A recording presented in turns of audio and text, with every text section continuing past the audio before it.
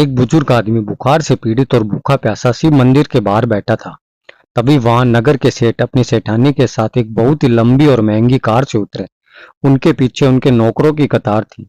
एक नौकर ने फल पकड़े हुए थे, दूसरे नौकर ने फूल पकड़े हुए थे, तीसरे नौकर ने हीरे और जवाहरात के थाल पकड़े हुए थे और चौथे नौकर ने पंडित जी को दान में देने के लिए मलमल के 3 जोड़ी धोती कुर्ते और पांचवें नौकर ने मिठाइयों के थाल पकड़े हुए थे। पंडित जी ने जब उन्हें आता देखा तो दौड़ के उनके स्वागत के लिए बाहर आ गए और बोले, आइए आइए सेठ जी, आपके यहाँ पधारने से तो हम धन्य हो गए।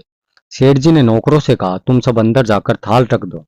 हम पूजा पाठ संपन्न करने के बाद भगवान शिव को सारी भेंट समर्पित करेंगे। बाहर बैठा बुजुर्ग आदमी यह सब देख रहा था। उसने सेठ जी से कहा, मालिक, 2 दिन से भूखा हूँ, थोड़ी मिठाई और फल मुझे भी दे दो खाने के लिए। सेठ जी ने उसकी बातों को अनसुना कर दिया।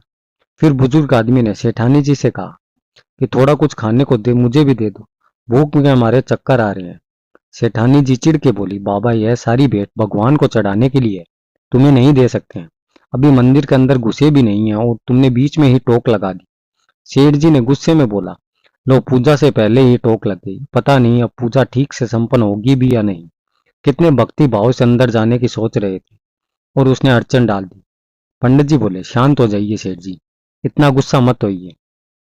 अरे क्या शांत हो जाएं पंडित जी, आपको तो पता है पूरे शहर के सबसे महंगे फल और मिठाइयाँ हमने खरीदे थे प्रभु को चढ़ाने के लिए, और अभी चढ़ाई भी नहीं, इसने पहले ही ये अड़चन आ गई। सारा का सारा मूड ही खराब हो गया। अब बताओ, भगवान को चढ़ाने से पहले इसको दे दे क्या? पंडित जी बोले, अरे यह तो पागल आदमी है, आप इसके पीछे अपना मूड खराब मत करिए। सेठ जी, आप अंदर चलिए, मैं इसको समझा देता हूँ। आप सेठानी जी के साथ अंदर जाइए। सेठ और सेठानी बुजुर्ग को आदमी को कोसते हुए अंदर चले गए। पंडित जी ने बुजुर्ग आदमी के पास गए और बोले, जाकर कोने में बैठ जाओ, जब यह लोग यहाँ से चले जाएंगे तब मैं तुम्हें कुछ खाने को दे दूंगा। बुजुर्ग आदमी आंसू बहाता हुआ कोने में बैठ गया। अंदर जाकर सेठ ने भगवान शिव को प्रणाम किया और जैसे ही आरती का थाल लेकर आरती करने लगे तो आरती का थाल उनके हाथ से छूटकर नीचे गिर जाता है और वह हैरान रह गए। पंडित जी ने दूसरा आरती का थाल ले आए। जब पूजा संपन्न हुई तो सेठ जी ने थाल मंगवाकर भगवान को चढ़ाने के लिए जैसे ही बैठे वैसे ही तेज भूकंप आना शुरू हो गया और सारे के सारे थाल जमीन पर गिर गए। सेठ जी जैसे ही थाल उठाने लगे वैसे ही उनके हाथ टेढ़े हो गए, मानो कि लकवा मार गया हो। यह देखते ही सेठानी जी फूट फूट कर रोने लगी और बोली, पंडित जी, देखा आपने, मुझे लगता है उस बाहर बैठे बूढ़े से नाराज होकर भगवान ने हमें यह दंड दिया है। इस बूढ़े ने अड़चन डालने की वजह से भगवान हमसे नाराज हो गए। सेठ जी बोले, हाँ, उसी की टोक लगने की वजह भगवान ने हमारी पूजा स्वीकार नहीं की। सेठानी बोली, क्या हो गया है इनके हाथों को, अचानक से लकवा कैसे मार गया, उनके हाथ टेढ़े कैसे हो गए, अब क्या करूं मैं, और जोर जोर से रोने लगती है।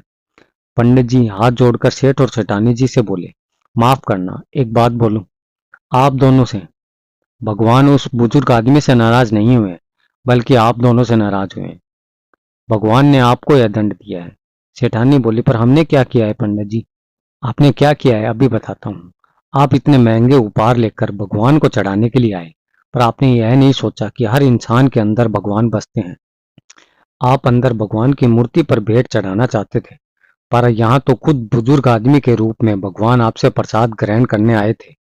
उसी को अगर आपने खुश होकर कुछ खाने को दे दिया होता तो भगवान आपका उपहार खुद ही स्वीकार कर लेते। किसी गरीब को खिलाना तो स्वयं ईश्वर को भोजन कराने के समान होता है। आपने उसका तिरस्कार कर दिया तो फिर भगवान आपकी भेंट कैसे स्वीकार कर सकते हैं? ईश्वर की लीला बड़ी ही न्यारी होती है। वह कब किसी भिखारी को राजा बना दे और कब किस राजा को भिखारी बना दे, यह कोई नहीं जान सकता है। हर हर महादेव।